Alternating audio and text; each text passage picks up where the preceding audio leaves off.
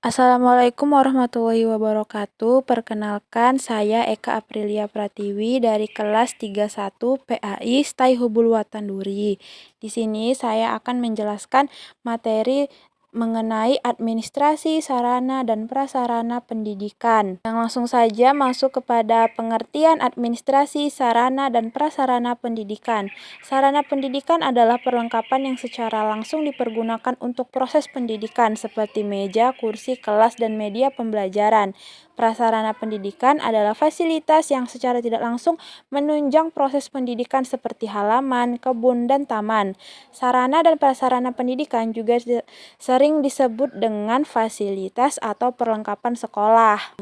Administrasi sarana dan prasarana pendidikan merupakan segenap proses penataan yang bersangkut paut dengan pengadaan, pendayagunaan, dan pengelolaan sarana dan prasarana di pendidikan agar tercapai tujuan yang telah ditetapkan secara efektif dan efisien. Standar Nasional Pendidikan yang menyangkut standar sarana dan prasarana pendidikan secara nasional pada bab 7 pasal 42 dengan tegas disebutkan bahwa 1. Setiap satuan pendidikan wajib memiliki sarana yang meliputi perabot, peralatan pendidikan, media pendidikan, buku dan sumber belajar lainnya, bahan habis pakai, serta perlengkapan lain yang diperlukan untuk menunjang proses pembelajaran yang teratur dan berkelanjutan. Yang kedua, setiap satuan pendidikan wajib memiliki prasarana yang meliputi lahan, ruang kelas, ruang pemimpin, satuan pendidikan, ruang pendidik, ruang tata usaha, ruang perpustakaan, ruang laboratorium, ruang bengkel kerja, ruang unit produksi kepemilikan, penanggung jawab maupun jenis dan golongannya. B. Ruang lingkup administrasi sarana dan prasarana pendidikan mencakup kegiatan yang pertama, pengadaan sarana dan prasarana. Di sekolah-sekolah, cara pengadaan sarana dan prasarana pendidikan dapat lewat dropping dari atas dan mengadakan sendiri. Mengadakan alat pelajaran tidak sama dengan mengadakan perabot, karena dalam pengadaan alat pelajaran perlu pertimbangan yang matang serta semuanya bersifat edukatif. Yang kedua, penyimpanan dan penyaluran. Dalam proses ini termasuk di dalamnya adalah kegiatan inventarisasi barang, pengelompokan penyimpanan barang, serta pendistribusiannya. Yang ketiga, pendayagunaan sarana dan prasarana. Dalam upaya meningkatkan proses belajar mengajar, guru atau pengguna lain di sekolah perlu membuat program penggunaan alat pelajaran secara efektif dan efisien. Yang keempat, pemeliharaan dan penghapusan. Barang-barang yang ada di sekolah atau lembaga pendidikan merupakan barang milik negara. Oleh karena itu harus dijaga benar-benar agar tidak lekas rusak. Selanjutnya C. Prinsip-prinsip prasarana sekolah. Yang pertama, prinsip pencapaian tujuan. Sarana dan prasarana pendidikan di sekolah harus selalu dalam kondisi siap pakai apabila akan didayagunakan oleh personal sekolah dalam rangka pencapaian tujuan.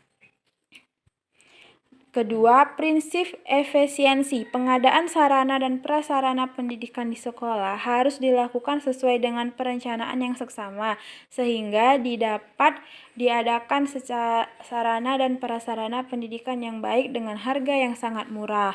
Ketiga, prinsip administratif. Manajemen sarana dan prasarana pendidikan di sekolah harus selalu memperhatikan undang-undang, peraturan, instruksi, dan petunjuk teknis yang dilakukan oleh pihak yang berwenang. Keempat, prinsip penjelasan tanggung jawab. Manajemen di sekolah harus didelegasikan kepada personal sekolah yang mampu bertanggung jawab. Apabila melibatkan banyak personal sekolah dalam memanajemennya, maka perlu adanya deskripsi tugas dan tanggung jawab yang jelas untuk setiap personal sekolah. 5. Prinsip kekohesifan, yaitu manajemen sarana dan prasarana pendidikan di sekolah itu harus direalisasikan dalam bentuk proses kerja sekolah yang sangat kompak.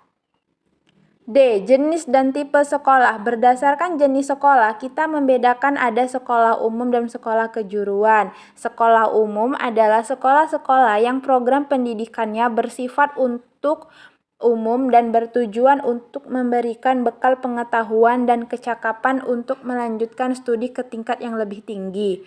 Sekolah ini adalah SMP dan SMA, sedangkan yang dimaksud sekolah kejuruan adalah sekolah-sekolah yang program pendidikannya mengarah kepada pemberian bekal kecakapan atau keterampilan khusus agar setelah selesai studinya anak didik dapat langsung memasuki dunia kerja dalam masyarakat. Berdasarkan perbedaan jenis sekolah, tentunya program pendidikan atau kurikulum dan tujuan yang hendak dicapai juga berlainan jenis serta struktur organisasi yang ada juga berlainan. Perbedaan organisasi ini dapat digambarkan dalam hal berikut, yaitu yang pertama, pada sekolah kejuruan terdapat petugas atau koordinator pratikum, pada sekolah umum tidak.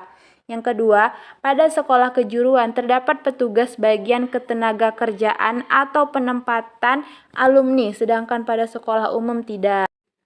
Berikut akan dijelaskan tipe-tipe sekolah dan pengelompokan mana sekolah yang besar dan sekolah yang kecil. Yang pertama, taman kanak-kanak. Berdasarkan atas kuantitas, keadaan fisik maupun material maupun personil dan tingkat mutu yang ingin dicapai oleh suatu taman kanak-kanak di Indonesia dibedakan dalam 4 jenis taman kanak-kanak. Yang pertama itu taman kanak-kanak persiapan, yakni secara teknis, administratif maupun edukatif belum memenuhi persyaratan yang dituntut oleh kurikulum yang berlaku. B. Taman kanak-kanak biasa, yakni secara teknis, administratif maupun edukatif sudah sesuai dengan kurikulum yang berlaku walaupun masih harus mendapatkan dan berusaha meningkatkan baik secara kuantitatif maupun kualitatif. Yang selanjutnya C. Taman kanak-kanak teladan, yakni ditinjau dari penyelenggaraan teknis, administratif dan edukatif dinilai layak dijadikan contoh bagi taman kanak-kanak di sekitarnya. D. Taman kanak-kanak pembinaan, yakni TK yang didirikan oleh pemerintah di ibu kota atau provinsi atau kabupaten sehingga berstatus sebagai taman kanak-kanak negeri yang dijadikan model percontohan dengan syarat-syarat yang relatif lebih baik daripada taman kanak-kanak teladan. 2. Sekolah luar biasa. Selain berdasarkan daya tampung, tipe sekolah ini ditentukan juga atas dasar kurikulum, efisiensi pemakaian ruangan, dan penggunaan tenaga secara optimal. Selanjutnya, ketiga sekolah dasar, keempat sekolah menengah pertama, kelima sekolah menengah atas, dan 6 sekolah pendidikan guru. Pertimbangan-pertimbangan untuk menentukan tipe sekolah adalah pendidikan guru selain didasarkan pada daya tampung sekolah, juga memperhitungkan beberapa hal yakni kurikulum yang berlaku, efisien atau pemakaian uang, penggunaan tenaga secara optimal, dan penerimaan jurusan masing-masing sesuai dengan kebutuhan pendidikan dasar. Beberapa teknis petunjuk menata sarana dan prasarana pendidikan. Yang pertama, tata ruang dan bangunan sekolah. Hubungan antara tata ruang yang dibutuhkan dengan pengaturan letaknya pada kurikulum yang berlaku dan tentu saja ini akan memberikan pengaruh terhadap penyusunan jadwal pelajaran. Yang kedua, penataan perabotan sekolah. Tata perabot sekolah mencakup pengaturan barang-barang yang dipergunakan oleh sekolah sehingga menimbulkan kesan dan kontribusi yang baik pada kegiatan pendidikan. Selanjutnya yang ketiga, penataan perlengkapan sekolah. Mencakup pengaturan perlengkapan di ruang kepala sekolah, ruang tata usaha, ruang guru, ruang kelas, ruang BP, ruang perpustakaan, dan sebagainya. Adapun standar yang didasarkan atas faktor-faktor yaitu faktor fungsi ruang belajar, jumlah pemakai, standar satuan, luas ruangan, urgensi fungsi ukuran ruang, dan jumlah ruang. Yang kedua, syarat-syarat ruangan. Yang pertama, syarat umum ialah persyaratan yang secara umum harus dikembangkan sesuai dengan keadaan setempat dan kemampuan pemerintah serta masyarakat lingkungannya. Yang pertama itu ada penerangan, kedua pengendalian kebisingan atau akuistik, ketiga kesehatan, keempat keamanan, kelima kenyamanan. Dan syarat khususnya yakni mengandung beberapa standar ukuran dan ketentuan khusus yang berlaku sebagai pegangan untuk pelebaran pengadaan. F. Pembuatan laporan perlengkapan atau yang dimaksud dengan inventarisasi adalah pencatatan dan pendataan barang-barang yang dikuasai sekolah secara tertib dan teratur menurut ketentuan tata cara yang berlaku. Adapun ketentuan dalam masing-masing formulir, beberapa hal yang dapat dilakukan sebagai berikut. Yang pertama, pelaporan barang inventaris, yaitu tiap sekolah dan unit pelaksanaan teknis wajib membuat laporan barang inventaris rangkap 2 untuk disampaikan kepada kepala kantor dinas pendidikan atau kepada yayasan. Yang kedua, penghapusan barang inventaris, yaitu pelepasan suatu barang dan pemilikan dan tanggung jawab pengurusnya yang dikarenakan beberapa hal seperti keadaan rusak, perbaikan memakan biaya, tidak seimbang dengan biaya operasional, hilang akibat bencana, dan lain-lain. Ketiga, pengelolaan perpustakaan. Keempat, pengelolaan laboratorium. G. Pemeliharaan sarana sekolah. Pemeliharaan sarana dan prasarana pendidikan adalah kegiatan untuk melaksanakan pengurusan dan pengaturan agar semua sarana dan prasarana selalu dalam keadaan baik dan siap untuk digunakan secara berdaya guna dan berhasil guna dalam mencapai tujuan pendidikan. Pemeliharaan sarana dan prasarana pendidikan ini bertujuan untuk pertama, mengoptimalkan usai pakai peralatan. Yang kedua, untuk menjamin kesiapan operasional peralatan untuk mendukung kelancaran pekerjaan sehingga diperoleh hasil yang optimal. Ketiga, untuk menjamin ketersediaan peralatan yang diperlukan melalui pengecekan secara rutin dan teratur. Keempat, untuk menjamin keselamatan orang atau siswa yang menggunakan alat tersebut.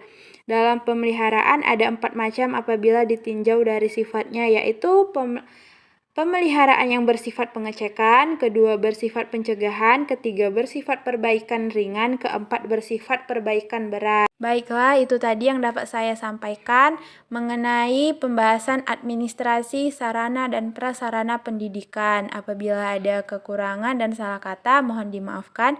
Assalamualaikum warahmatullahi wabarakatuh.